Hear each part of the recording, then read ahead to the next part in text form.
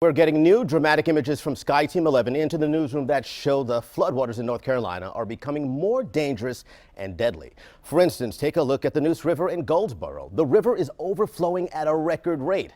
As a result of the Neuse River spilling over its banks, cattle on a nearby farm you see there are stranded on an island created out of the deluge. Now here's a look at how water is overwhelming a business district in Lumberton.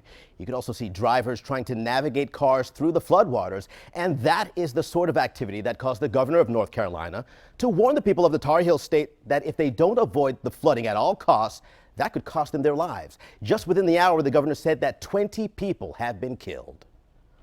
Just during the past 3 days, we're averaging 2 fatalities a day, almost all of them due to drowning. So again, the aftermath of Matthew has killed 20 people in North Carolina, and the governor says the worst has yet to come, as some rivers have not yet crested and nearly 4,000 people are living in more than 40 shelters. Live in the studio, I'm Andre Hepkins.